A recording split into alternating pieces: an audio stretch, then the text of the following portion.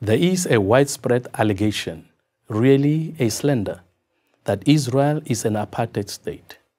That notion is simply wrong. It is inaccurate and it is malicious. And it will not help to promote peace and harmony in the Middle East.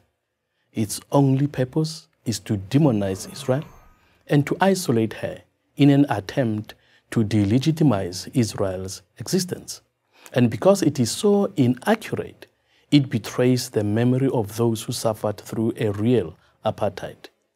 As a black South African who was born under apartheid in the administrative capital of South Africa, Pretoria, I know what apartheid is. I've experienced it. My parents experienced it. But having been to Israel on a number of occasions, I know that nothing is happening in that country that I've either seen or read that can be compared to apartheid in South Africa. Let's remember the major reason Nelson Mandela went to prison, why he was involved with the armed struggle.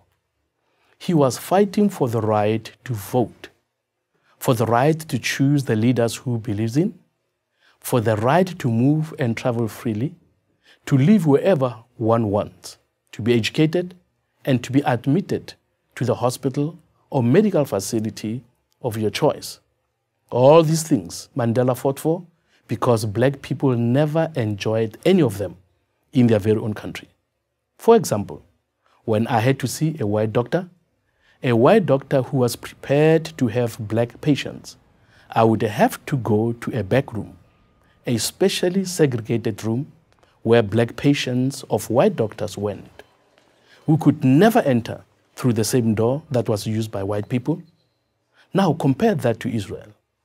A few years ago, a black pastor friend of mine went to Israel where he had an accident and had to be hospitalized. When he came back to South Africa, he said to as many people as he could that the people who are talking about apartheid in Israel are talking nonsense. When I was in that hospital in Israel, he tells people, on my right was sleeping a Jew, and on my left was a Palestinian Muslim. And in between that Palestinian Muslim and that Jew was this black South African. In private, the Palestinians he was with in the hospital said to him, "This Israel is an apartheid state thing, is what politicians are saying. It is not what we are experiencing on the ground." We all need to recognize that those who say that what is happening in Israel is like apartheid South Africa are minimizing the suffering that black South Africans endured. They are taking the sting out of the pain that we suffered in South Africa. If South African apartheid was what people are seeing in Israel, there would never have been any need for an armed struggle. There would never have been any need for Nelson Mandela to go to prison because he would have all the rights Arabs in Israel have. There are judges in the Israel courts who are not Jewish in apartheid South Africa.